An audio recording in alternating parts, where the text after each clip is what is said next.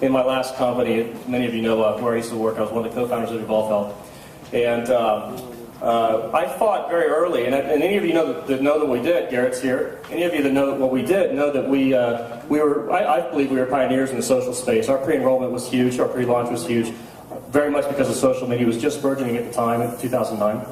And I, as a CMO, was constantly fighting a battle in the beginning of hype versus excitement. I had some very talented networkers internally that said, we've got to hype this thing, we've got to push it.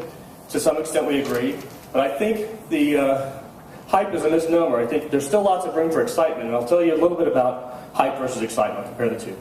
Hype is an impossible promise. Excitement is a realistic promise. Sales-driven, hype is sales-driven. Excitement is value-driven. Hype is exclamation points. Excitement is passion. Hype is obnoxious. Excitement is contagious. Hype is narcissistic. Excitement is optimistic. So you see where I'm going with this. There's no room for hype in this industry. There's no room for hype anywhere now because people won't believe the hype. We've been talking about not believing hype since the 80s, right? So, hype is out. Let's just make that clear now. Overpromises and overmarketing are irrelevant. It will not work. Authenticity cannot be made. It just is. The good news is the excitement's still in. Hype is not. People are excited by real things. Reality television shows, reality, because we grew up on this marketing, we grew up on hype, we grew up on things that were overpromised to us. The trick is figuring out what excites people.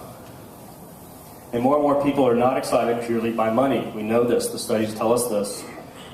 They need money to pay for the things they are excited about, which is still good for our industry. And certainly sacrifice messages in our business are no longer viable. People are not going to sacrifice their families necessarily en masse. In some cases they will, but they will not sacrifice their time with their families for your opportunity.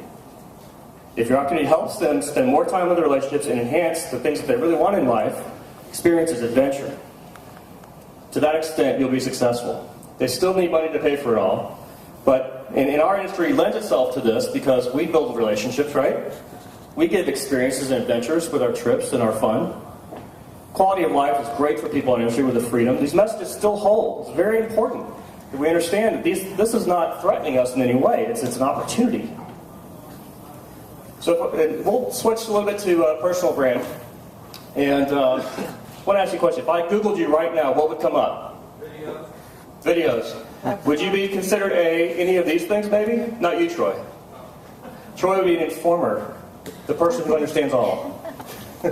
Salesperson? Or do you come off as a salesperson when somebody Googles you? A promoter of something? An entrepreneur, maybe? 2 or more versions of you? Here's a private me, here's a public me. I've got 2 Facebook accounts. No. Scam.com? That's always problematic in our industry. Our firm can help with that if anybody has that issue.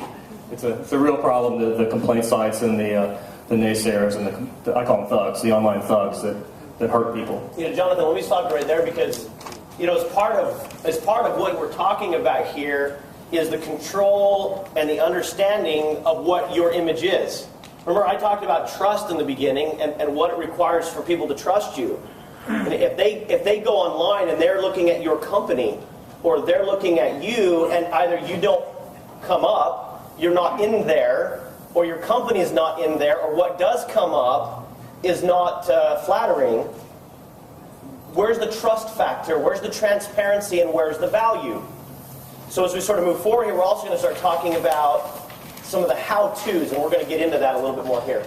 And this is the first thing people do when they hear about your opportunity. Joe at the shop tells Mary about her opportunity. Mary's going to go on with this up. And if your company and your leaders are not clean on your mirror, what I call the Google mirror, it's trouble. And you will lose money. It's on the table. So, brand you. Slides are kind of skewed here.